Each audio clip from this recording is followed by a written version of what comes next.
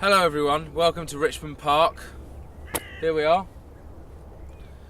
It's a real shame what's happened here to this place, because this used to be a really beautiful car park, and now look at it. Absolutely ruined.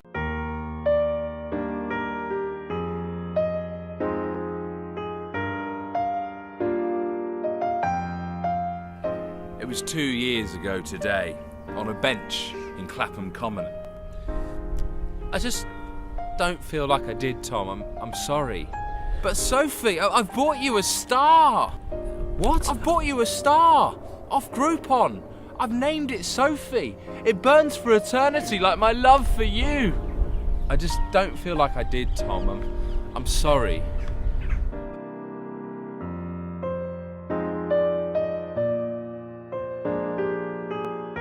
Tonight Sophie's dry spell would end. It was Cindy's 26th birthday, and all the girls were pre-drinking at hers.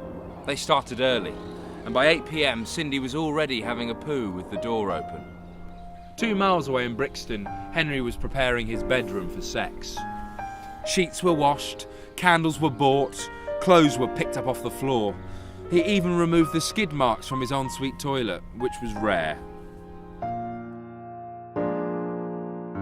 Henry showered and he deodorised and he put on his most hilarious comedy t-shirt. Hell, he even sprayed aftershave on his balls, which were freshly shaved like a swollen brain. "I want to dance! I want to dance!" squawked Cindy as she fell into the road, chicken wing in one hand, cigarette in the other. An illegal minicab stopped inches from her head and the girls all got in. "Take us to the Swan!" they bellowed, before demanding that the driver put on Magic FM. They pull up at the club. Cindy pays using a £20 note concealed in her bra and kisses the driver on the lips. Our harem join the queue.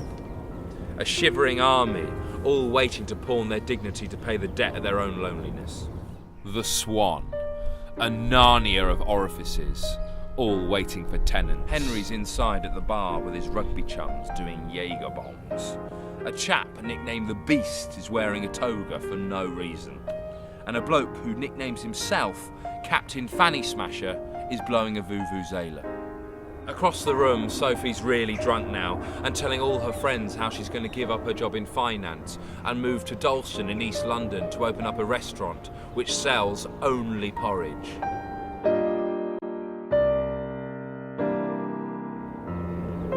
But the girls aren't listening. Their eyes are locked on the dance floor. Don't Stop Me Now by Queen spreads through the room like diarrhea filling up a balloon. Captain Fanny Smasher is twerking, Henry's playing an imaginary trumpet, and the Beast is picking vomit out of his toga. Sophie checks her phone. It's 3 a.m. Sophie's close enough to Henry now to see he has a love bite on his neck. Little did she know that Henry had actually done it to himself 2 hours earlier with a Hoover, because he'd read about it in the game. The theme tune to The Fresh Prince of Bel-Air comes on, and Henry raps the entire song straight into Sophie's face. They begin to kiss.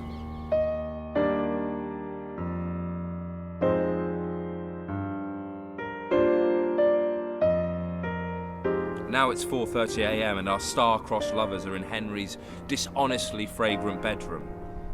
Henry struggles to take off her bra with all the dexterity of a goat trying to make ravioli. Henry rolls on an extra-large condom from a box of 60 he'd bought last year, in the optimistic hope that he might grow into them.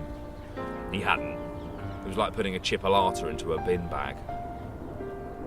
They both went through the motions, like two people with brain injuries trying to remember what it was like to have a feeling.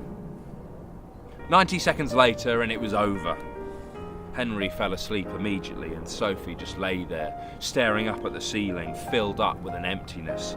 A sort of existential angst which was hard to describe. It kind of feels like, a bit like how you feel on a Sunday night before you have to go back to work, but marinated in semen. Suddenly the bed felt warm and wet and the unmistakable stench of urine floated up from Henry's side of the bed. Disgusted, Sophie puts the dress on and disappears into the night. Waiting for a night bus, she looks up at the starry sky and thinks of Tom.